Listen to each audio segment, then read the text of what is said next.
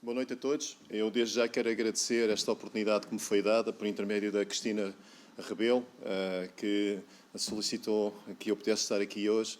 Foi um convite endereçado pelo pastor João e hoje estou aqui com o espírito aberto, querendo partilhar algo que Deus tem colocado no meu coração. E eu costumo dizer que nós devemos falar aquilo que o nosso coração está cheio. E esta noite eu quero partilhar alguma coisa que tem afetado a minha vida nestes últimos 2 anos e meio, mais precisamente neste último ano e meio. É algo que Deus tem colocado no meu coração, é algo que eu tenho vivido, é algo que eu tenho presenciado. E, portanto, é nesta perspectiva que eu hoje quero-vos deixar uma palavra que seja para edificar, seja para exortar, seja para levantar as vossas vidas e seja, acima de tudo, uma palavra que vos ajude a crescer em maturidade em relação a Cristo Jesus. Então, o tema que eu hoje trago aqui a vocês tem a ver com graça não desejada. Recupere a sua vida. Então, esta noite eu quero introduzir um tema sobre algo que Deus tem colocado no meu coração, que é a graça não desejada, tendo como subtema recupera a tua vida.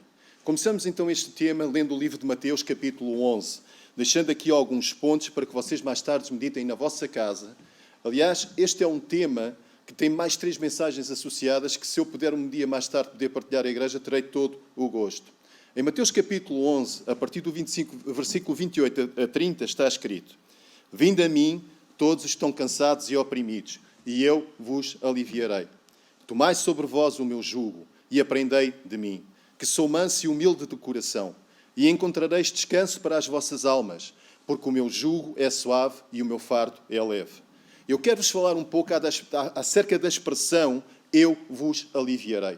Sabe, no original hebraico, o termo usado não é eu vos aliviarei, mas sim recuperarei a vossa vida. Então, desta forma, nós podemos ler o primeiro versículo desta passagem desta forma: Vinde a mim, todos os tais cansados e oprimidos, e eu recuperarei a vossa vida. O pressuposto deste termo parte do princípio que o alívio das nossas vidas passa por nos ocuparmos com algo que para nós, como seres humanos, é um fardo, é um peso que nós não devemos tomar. E Jesus, com esta afirmação, está a dizer: eu quero que vocês recuperem as vossas vidas. E Jesus está a dizer: vocês precisam de recuperar de algo que vocês perderam e que vos vai trazer alívio. Este termo pode não se aplicar a todos nós em todas as estações e tempos das nossas vidas. Mas penso não estar a fugir da realidade ao dizer que a maior parte de nós já esteve ou está dentro deste contexto.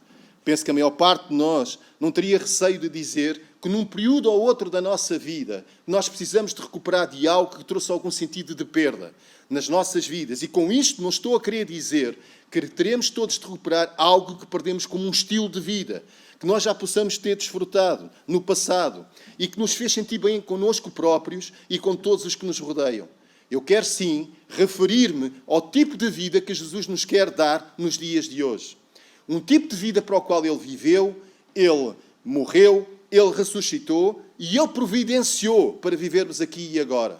Se lermos os vários evangelhos, nós podemos facilmente descobrir que esta ideia de recuperarmos a nossa vida, ou mesmo encontrá-la, era um assunto de extrema importância para Jesus. Não era um assunto que era falado ao acaso. Não era algo de menos importância. Isto era algo que era profundo e estava bem presente no seu coração. Mais do que uma vez, nós vemos Jesus a falar acerca do assunto vida, a vossa vida. Deixem-me-vos mostrar o que eu quero dizer com isto. E vou ler algumas passagens que estão escritas usando as palavras do próprio Jesus. Em Mateus capítulo 6, versículo 25, está escrito: Por isso vos digo, não andeis cuidadosos quanto à vossa vida, pelo que haveis de comer, ou pelo que haveis de beber, nem quanto ao vosso corpo, pelo que haveis de vestir. Não é a vida mais do que o mantimento e o corpo mais do que o vestuário? Em Mateus capítulo 7, versículo 14. Como é estreita a porta e apertado o caminho que leva à vida, são poucos os que a encontram. Em Mateus capítulo 10, versículo 39. Quem achar a sua vida, perdê-la-á. E quem perder a sua vida por amor de mim, achá-la-á. Em João capítulo 5, versículo 21. Pois assim como o Pai ressuscita os mortos e os vivifica, assim também o Filho vivifica aqueles que Ele quer. Estas são apenas algumas passagens que nos passam a ideia de encontrarmos a vida, ou recuperarmos a nossa vida através dos ensinos de Jesus. Quando nós nos debruçamos com atenção a todo este contexto sobre a vida, rapidamente começamos a descobrir que Jesus estava apaixonado sobre a forma como nós podíamos encontrar a vida, mas não de uma vida de uma forma genérica. Em todas estas escrituras, ele refere-se a um tipo específico de vida. De facto, ele refere-se a 3 tipos de vida. A primeira, ou o primeiro tipo de vida que Jesus refere, é a vida eterna. O seu foco principal era que nós encontrássemos vida eterna, e ele refere este assunto várias vezes durante os Evangelhos. Ele fala acerca de céu e inferno, ressurreição e julgamento, porque ele quer que todos nós tenhamos a noção de encontrarmos a eternidade aqui e agora, nos tempos de hoje. Jesus quer que tenhamos a noção que temos direito à vida e não à morte. Nada é mais importante nesta vida que encararmos a eternidade vendo que a morte não faz parte da nossa vida e aceitar a vida eterna como sendo um dom de Deus para todos nós, enquanto temos a hipótese de fazermos essa escolha no tempo presente. Vida eterna implica uma vida para além da morte. A morte não terá poder sobre as nossas vidas. Se vocês aí em casa ainda não desfrutaram deste dom que Deus dá, eu quero vos desafiar a fazê-lo hoje. E não desperdices este dia onde Deus te quer dar este dom extraordinário de viveres para sempre. Porque este sempre foi o plano original de Deus. Toda a humanidade, não só para este tempo presente, mas também para todo o sempre. O tipo de vida mais importante é aquele que se estende para além de um sepulcro num cemitério. Eu volto a repetir. O tipo de vida mais importante é aquele que se estende para além do sepulcro num cemitério. Em João capítulo 5, versículo 24, na verdade vos digo, quem ouve a minha palavra e crê naquele que me enviou, tem a vida eterna e não entrará em condenação, mas passou da morte para a vida.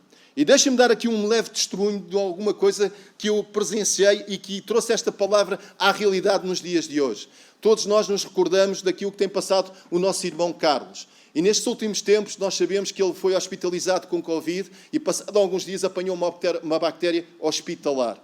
E posso dizer que este versículo teve muita noção daquilo que aconteceu na sua vida. Eu fui convidado, a partir de um determinado dia, a ir ao hospital ter com a sua família, porque convidaram esta família a ir despedir-se do nosso irmão. Porque provavelmente, de acordo com o relatório médico, é que este irmão iria falecer, ou iria de alguma forma entrar em termos do seu próprio corpo, de uma falência de órgãos. E lembro quando cheguei ao hospital, na altura que eu cheguei, já a família tinha subido e tive que esperar cerca de 20 minutos. E quando eles desceram, a família em si estava constrangida, estava a chorar, havia um ar pesado, havia um ar de sofrimento. E a sua esposa disse-me, Lito, eu não consegui olhar para ele. Eu tive que sair daquele quarto do hospital. Eu não consegui suportar aquele peso que estava ali. O meu marido estava ali, mas é como se não estivesse.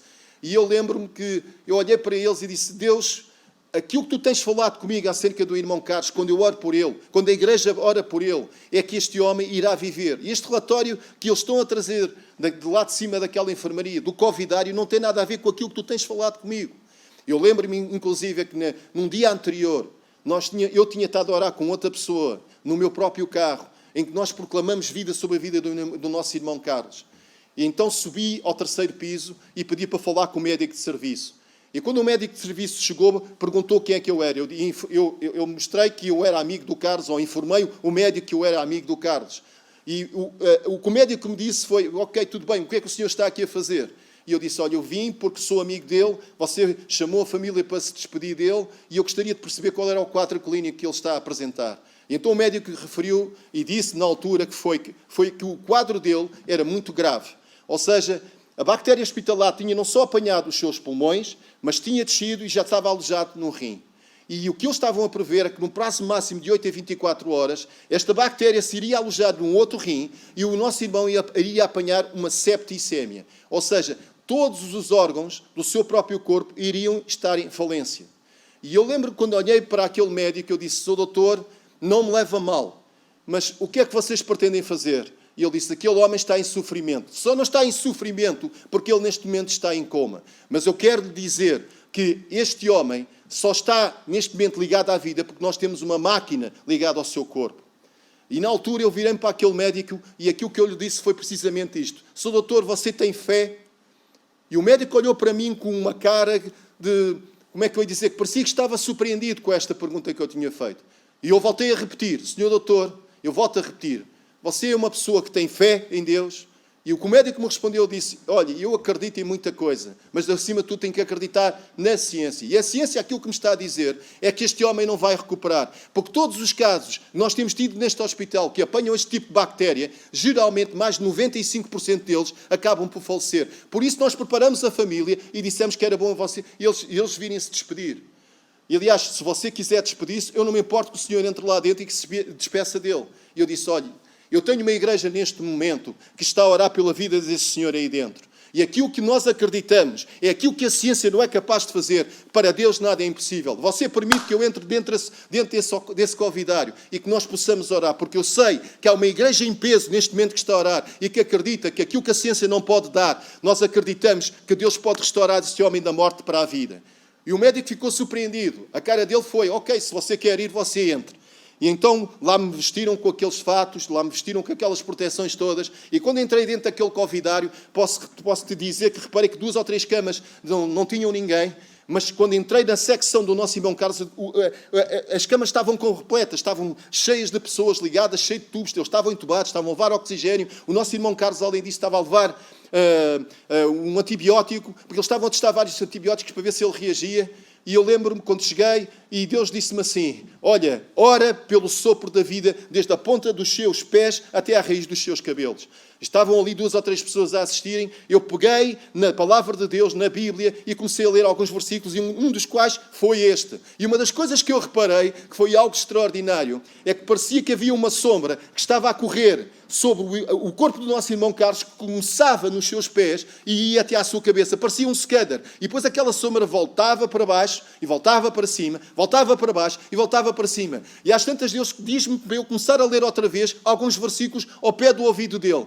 E à medida que eu ia lendo alguns versículos que tinha a ver com o sopro da vida, com a vida de Deus, com a ressurreição de Deus, eu começo a olhar para os olhos do nosso irmão e eu comecei a ver o nosso irmão com os olhos a tremelicar, a mexer. E Deus disse-me que aquilo que está a acontecer é para que o meu nome seja exaltado, o meu nome seja glorificado. E vai haver um testemunho grande aqui neste hospital de que eu sou capaz e eu sou o Deus que existe e que é ainda hoje atua e opera no meio desta ciência, daquilo que os homens pensam que são capazes de fazer. Deus é capaz do impossível. Nós temos um Deus acima de todas as nossas possibilidades, a nossa força, daquilo que nós muitas vezes como seres humanos pensamos que somos capazes de fazer tudo. Deus foi capaz de fazer aquilo que a ciência não pode fazer. E a notícia que eu tenho para vos dar é que o nosso irmão ainda esta semana está à espera de alta. Já anda, já come, já respira por ele próprio. De alguma forma Deus restaurou todo o seu corpo. Ele ainda tem um processo, talvez longo, pelo caminho, mas nós acreditamos na restauração total. Esta palavra tornou-se uma realidade na sua vida.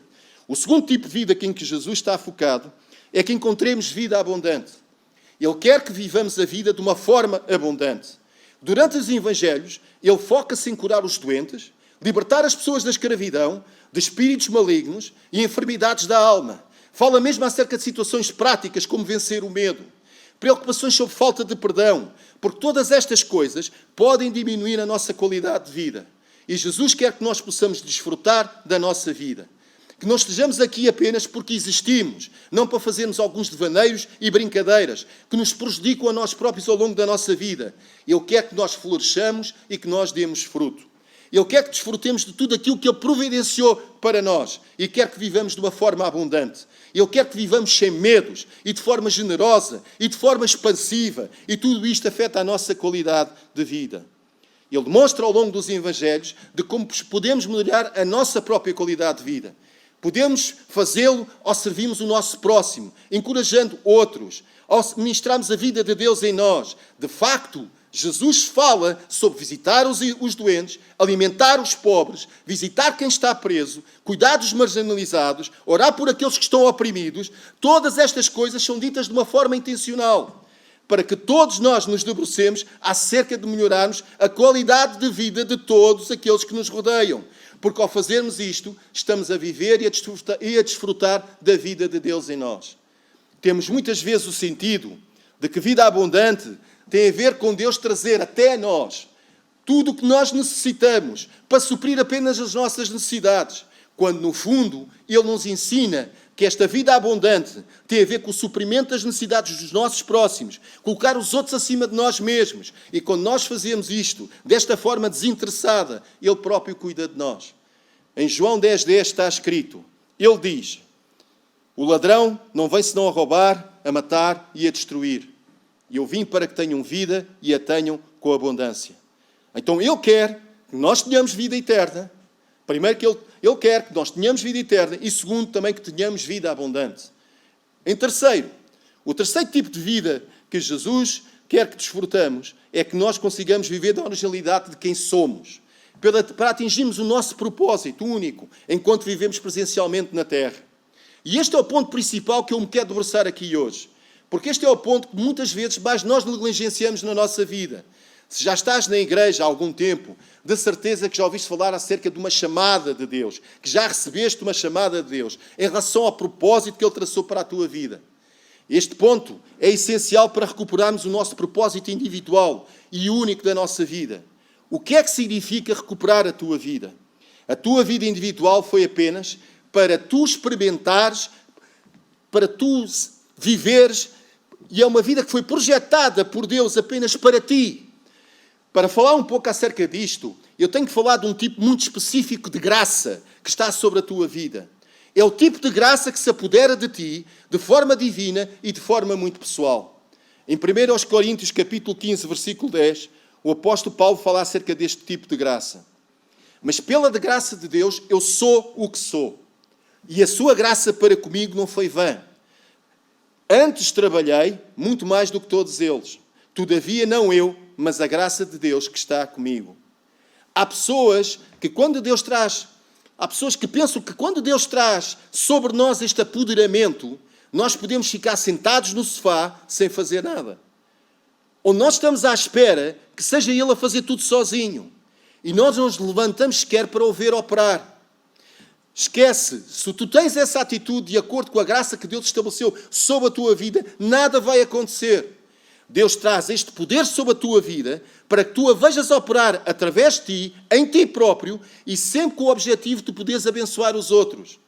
Paulo afirma, eu tenho este tipo de graça na minha vida e é Deus operar em mim. Contudo, o facto é que eu trabalhei duro e muito mais que todos os outros para que esta graça possa fluir através de mim. A graça de Deus não implica uma ausência de trabalho. Significa que tens a noção de Deus em ti. A noção que Deus em ti flui a sua vida para que tu possas distribuir o dom da vida. A vida que habita dentro de ti, que é Cristo Jesus, para que tu possas mover-te e agir debaixo do poder do seu Espírito, em vez de fazeres todas as coisas pela tua força. Eu sou o que sou pela graça de Deus. E este é o tipo de graça que muitas pessoas não desfrutam ou não querem, porque apenas querem desfrutar da vida eterna e da vida abundante, que vem pela graça de Deus quando o convidamos a entrar na nossa vida. Nós estamos rotinados a ouvir que graça é um favor imerecido, e é um poder ilimitado, e é também, que graça é aquilo que cobre as nossas culpas, que cobre o nosso pecado e vergonha, mas também este tipo de graça que está disponível para todos é uma capacitação divina que se apodera de nós para sermos aquilo que Deus traçou para nós sermos nele. E todos, mas todos, temos acesso a este tipo de graça. Há uma graça sobre a tua vida com a qual tu devias estar a viver. A tua própria vida, que devias viver de acordo com o que Deus estabeleceu para ti. Cada um de nós tem uma graça específica sobre a sua vida. A tua graça não é a minha graça.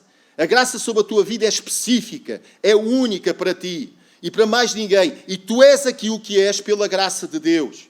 Deixem-me dar-vos alguns exemplos. Imaginemos que tu és solteiro e olhas para alguns casais e pensas, eu nunca conseguiria viver daquela forma. Só a ideia ou o facto de pensar que iria dormir com alguém que passasse a noite inteira a ressonar, isso a mim não me cai bem. Ou se quer pensar que estou casado com alguém, ou estou junto com alguém, e depois ao longo de um dia eu posso encontrar umas meias espalhadas, pelos no lavatório, isso a mim traz-me muita confusão.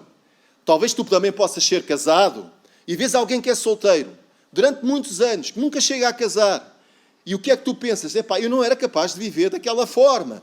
Eu não era capaz de viver sozinho. Então, provavelmente, tu terás a graça para estar casado ou ser solteiro. Ambos são uma graça de forma diferente, mas é um dom que Deus dá a cada um.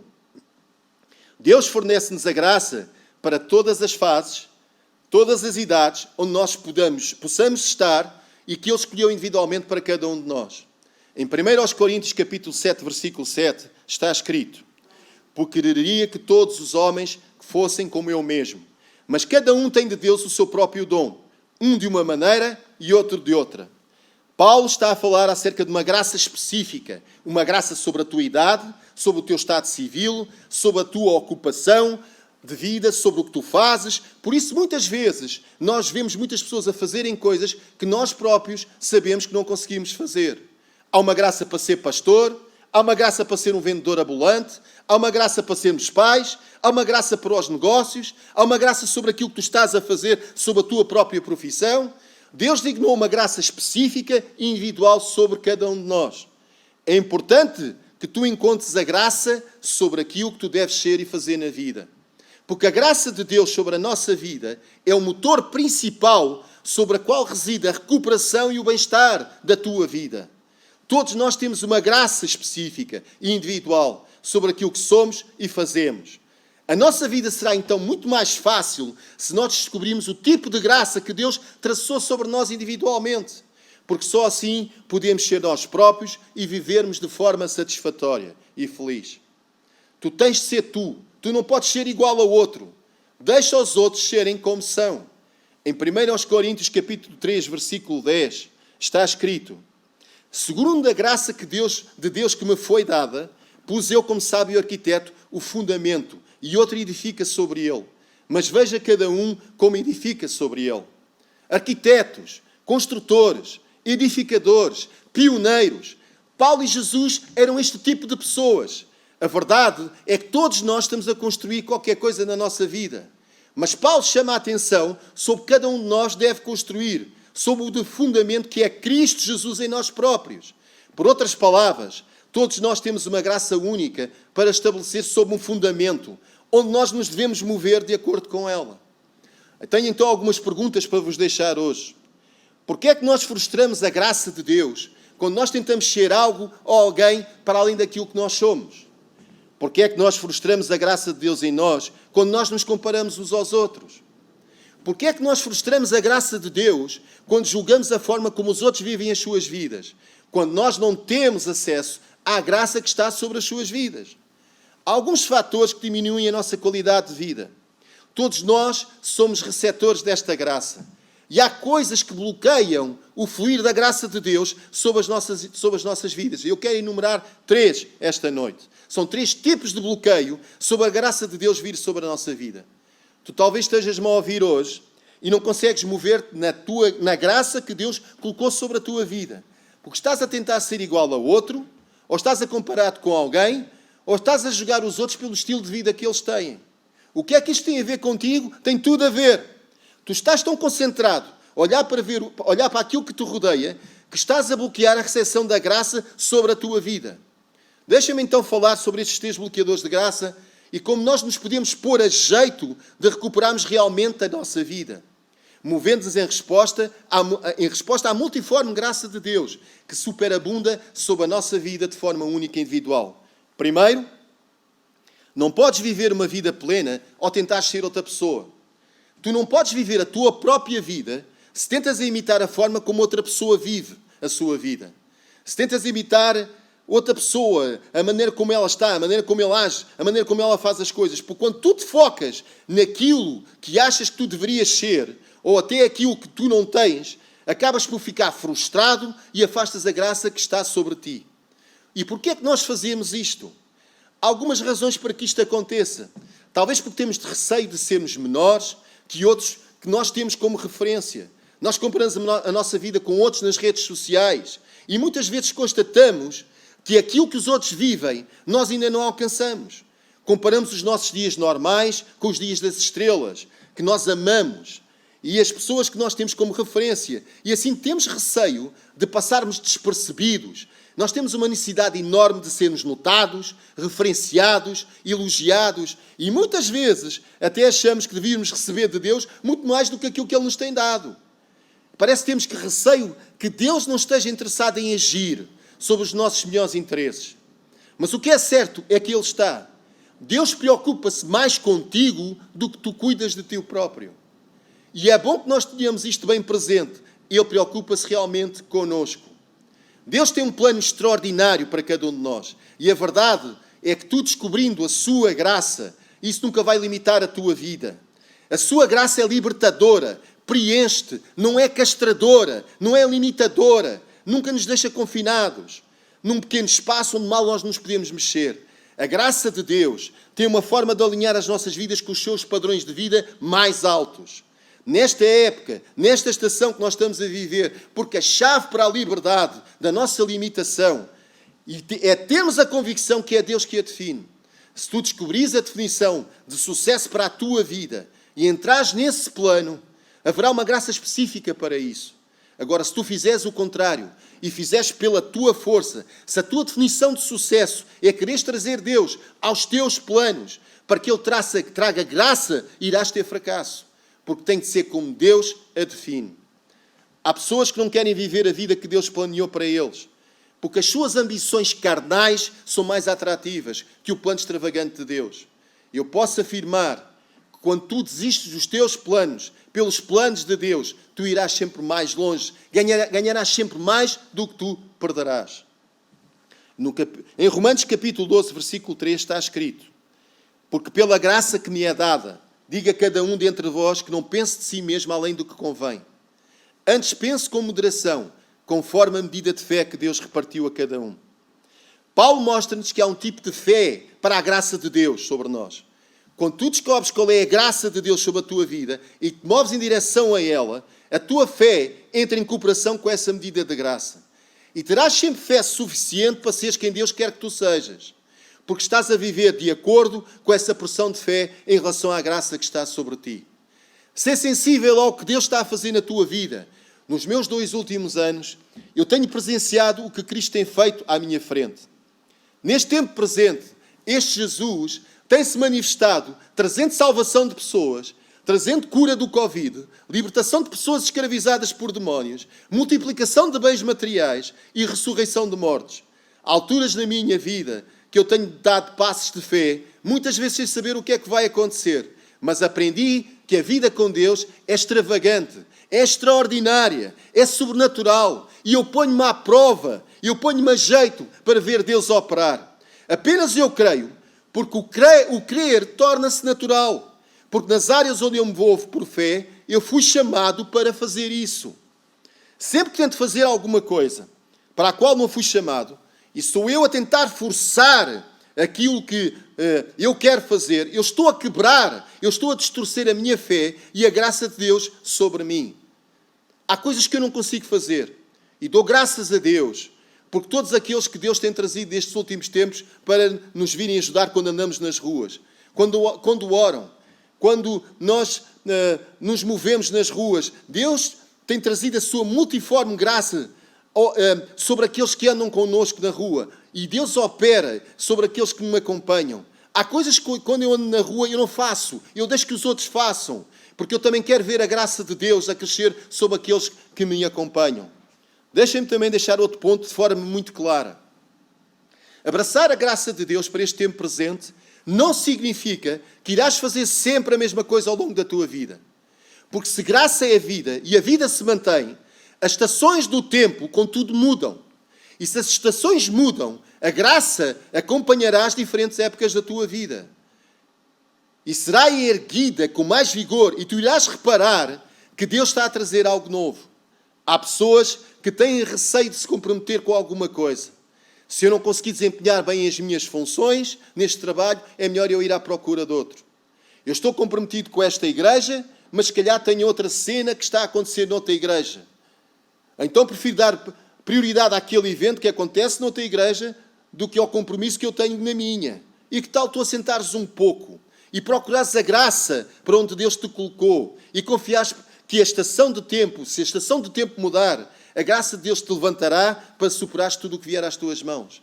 Hoje em dia nós corremos riscos nas igrejas de criar uma geração que apenas busca e procura eventos. Quando o evento principal na vida de todos nós é aquele em que nós fechamos a porta do nosso quarto, em que nós nos pomos de joelhos, em que nós nos encontramos todos os dias com o nosso Criador. Mas como é que eu sei se vive debaixo desta graça?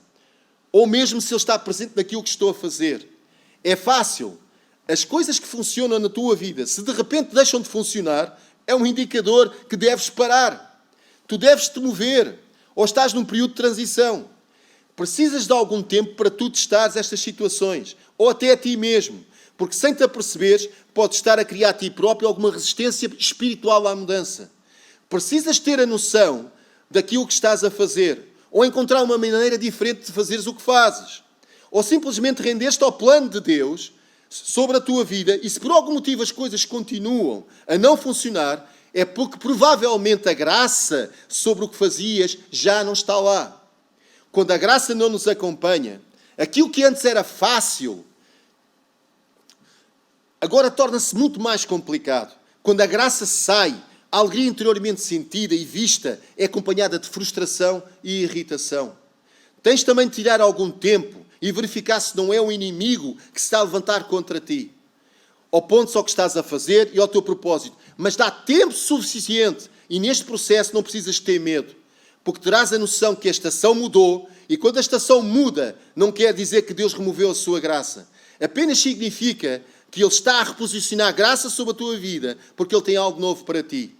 Nós não temos de viver com medo das incertezas, das circunstâncias. Nós temos um Pai amoroso que traz a provisão que nós precisamos. Encontra a tua graça e fica aí nem que seja por 1 ano, por 10 anos ou por 30 anos. Mas viva a graça do tempo presente para ti. Em segundo, tu não podes viver uma vida abundante e próspera se estás constantemente a comparar-te aos outros. O maior inimigo da graça é a comparação. Se tu comparas a tua vida com a dos outros, tu podes correr o risco de achar que és o expoente máximo da criação. Ou então, podes achar-te o mais miserável em comparação quando crias um modelo que queres atingir. Mas isto faz interromper o fluir da graça sobre a tua vida. E muitas vezes, sem nos apercebermos, nós fazemos isto. Quando eu comparo, por exemplo, o casamento de alguém com o meu, porque as pessoas daquele casamento parecem mais felizes do que aquilo que está a acontecer no meu, eu estou a fazer comparação. Se eu comparo a minha carreira, ou o que eu possuo, a minha imagem, os meus relacionamentos, os meus negócios, ou até a minha performance profissional, irão sempre parecer menos positivos, porque haverá sempre alguém que está a desfrutar algo melhor do que eu posso estar a desfrutar naquele tempo presente. Mas temos de perceber que Deus nos deu graça para estarmos a viver no tempo ou na estação daquilo que estamos a fazer. Eu não devo comparar-me com os outros. Eu devo comparar aquilo que eu sou e tenho de acordo com o plano de Deus sobre a minha vida. E Paulo chegou a comentar que sobre o seu ministério houve pessoas que davam graças pela sua vida, mas outros houve que punham em causa e diziam: porquê, Deus? Porquê é que tu usas a ele e não me usas a mim? Porquê é que está a acontecer isto na vida daquele homem e não está a acontecer comigo? E muitas vezes nós vemos isso a acontecer na vida de alguns dos nossos irmãos e pomos em causa. Nós pomos em causa aquilo que Deus está a fazer através das suas vidas. Pelo contrário, nós devemos dar graças a Deus e facultar que essa graça se manifeste na igreja, na rua, nos locais de trabalho. Encontra a tua graça desta forma. A graça específica para ti, individual, que irá fazer com que o reino de Deus cresça na tua vida de uma forma pessoal. Em Gálatas capítulo 5, versículo 26, está escrito: não sejamos cobiçosos de vanglórias, irritando-nos uns aos outros, invejando-nos uns aos outros. E por último, o terceiro ponto. Tu não podes viver uma vida abundante e próspera se estás constantemente a julgar a vida dos outros. Tu podes dizer: se eu fosse o chefe, eu fazia as coisas de forma diferente. Tudo bem, se calhar até farias, e talvez não o fizesses. Mas a questão aqui é que tu não és o chefe. Por isso é porque é que tu não paras com isso. Muitas vezes a desculpa é isto e aquilo, não acontece nas nossas vidas por causa de quem nos lidera. Mas se repararmos bem, pessoas como Daniel, José, entre outros, prosperaram em cativeiro, em situações adversas. Isto porque eles não olhavam para a sua condição. Eles olhavam para a graça e favor de Deus que estava sobre eles. Tu deves procurar, portanto, não as condições certas para ter sucesso em tudo o que fazes, e sim a graça que Deus te dá para tu poderes conviver com a tua atual situação. Se eu fosse o pastor, eu faria as coisas de forma diferente. Talvez fizesses, ou talvez não. Só que tu não és o pastor. Então, por que não desfrutar da viagem? Por que não entrar a bordo da sua visão? Por que não fazer parte da equipa que faz parte da solução? Por que não dar encorajamento em vez de críticas? Por que não fazer deste lugar um sítio de derramamento da graça em vez de um lugar de julgamento? Nós todos temos a habilidade de vivermos na graça de Deus de forma a fazermos alguma coisa positiva. Foca-te no que Deus te pede e não te permitas julgar o que tu achas que os outros devem fazer. O problema com os julgamentos é que nós apenas vemos o que as pessoas fazem, mas nós não sabemos porque o fazem. E quando nós descobrimos mais tarde porque é que o fizeram, então nós percebemos porque o fizeram. E se calhar dentro daquilo que as pessoas passaram, as suas decisões e as nossas próprias decisões não seriam diferentes daquelas que elas tomaram. Todos nós vivemos de uma forma com conhecimento limitado. E há circunstâncias que nos ultrapassam. Porque não colocar todas as coisas nas mãos de Deus? Porque não dizer, Deus, eu quero estar onde queres que eu esteja. Vou ser uma bênção. Eu vou prosperar. Eu vou adicionar valor. Eu vou edificar. Eu vou encorajar. Eu vou ser uma fonte de inspiração. Eu vou ajudar a transformar. Eu vou contribuir. Porque não está disponível para dar este tipo de vida, em vez de dizermos apenas, se apenas. Penso que nós poderemos recuperar a nossa vida quando nós vivemos debaixo desta graça individual. Se apenas nós nos rendermos a Deus e dissermos, eu quero viver o tipo de vida que tu tens para mim. E era disto que Jesus estava a falar em Mateus capítulo 11. Vem a mim, anda comigo, porque o melhor sobre a tua vida tem a ver com tu fazes as coisas à minha maneira. Porque assim irás aprender quem tu és. E quando tu descobrires quem tu és, tu farás coisas grandiosas. Porque ser é mais importante que fazer. Quando tu aprendes a ser Cristo na tua vida, o resto da tua vida flui normalmente. Porque se tu te envolves apenas em fazer, tu ficas envolvido em obrigações, em deveres, em responsabilidades, e assim não capturas a verdadeira essência da tua vida, que é seres igual a Cristo. Tu tens que ver Cristo em ti mesmo. Porque quando tu olhas para o espelho, aquilo que tu estás a ver não pode ser a tua própria imagem. Tem que ser a imagem de Cristo desenvolvida. Tu tens que olhar para ti como se fosse Cristo. Porque se tu não consegues perceber quem tu és, tu não podes refletir Cristo na tua vida e na vida dos outros. Porque se tu te envolves apenas em ficar envolvidos neste tipo de situações, de obrigações, de deveres, de situações que te prendem, tu fazes as coisas por obrigação, tu não estás a fazer as coisas em amor e tu não te libertas. E Deus fez-te para tu seres livre. Porque só quando tu aprendes a ser como Ele, tu irás viver livre do peso da tua vida. Irás ficar aliviado e irás recuperar a tua vida. Esta era a mensagem que eu hoje pretendia deixar com cada um de vocês. É uma mensagem de exortação, uma mensagem que tem a ver com que vocês crescerem à maturidade de Cristo. Porque todos nós temos este tipo de graça sobre as nossas vidas. E eu quero orar por vocês agora neste momento, para que a graça de Deus individual sobre cada um de vós, aí em casa, nos sítios onde vocês estão, venha sobre a vossa vida, que haja uma revelação daquilo que cada um de vocês tem de fazer em Cristo, em Deus, quer seja no trabalho, quer seja na rua, quer seja quando tu és marido, quando és esposa, quando educas os teus filhos, quando estás a servir na igreja, que haja uma graça específica revelada por ti, para que o corpo todo, este corpo todo que se chama CCVA, do qual eu faço parte, e do qual eu tenho, sinceramente, ficado bastante agradado com aquilo que eu tenho visto, a forma como este corpo muitas vezes se move em amor, em consideração uns pelos outros. Esta igreja tem orado, tem proporcionado dons, tem proporcionado dádivas às pessoas que estão lá fora. Eu tenho visto coisas maravilhosas, coisas a acontecerem, tudo porque vocês estão em oração, tudo por aquilo que vocês dão. Mas todos nós temos de descobrir este tipo de graça. Este tipo de graça é fundamental para o crescimento da tua vida pessoal e da nossa própria igreja. Então eu vou orar agora.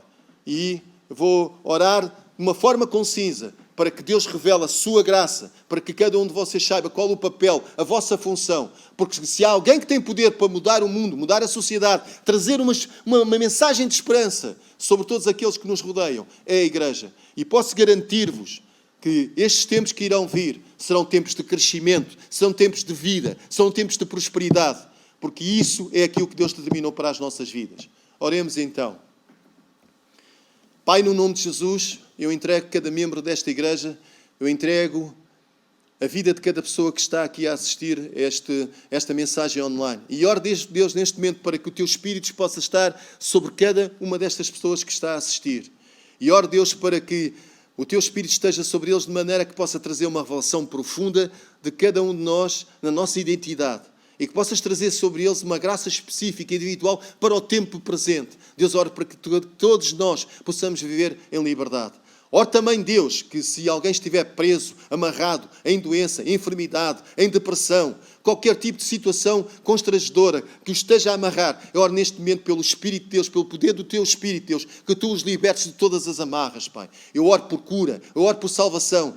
Eu oro, Deus, para que as pessoas venham ao conhecimento do caminho e da verdade e da vida, que és Tu. Eu te agradeço desde já, Deus, porque para Ti nada é impossível. E Tu vais fazer nas nossas vidas tudo aquilo que Tu pretendes fazer. Porque cada um de nós estiver disponível, aberto e o seu coração sensível irá operar de acordo com a Tua graça. Por isso eu oro para que tragas um espírito sensível sobre todos aqueles que estão a ouvir e que ouviram esta mensagem. Que haja uma transformação no seu interior e que cada um de nós possa cumprir os planos e os propósitos e os propósitos de Ti para cada vida. E que o Teu reino seja implantado. Porque está escrito na Tua palavra que do Senhor é a terra e toda a sua plenitude. E Pai, eu oro para que nós tenhamos este espírito de missão de fazer com que a terra seja toda Tua, Pai. No nome de Jesus eu Te agradeço por todas as coisas. Amém.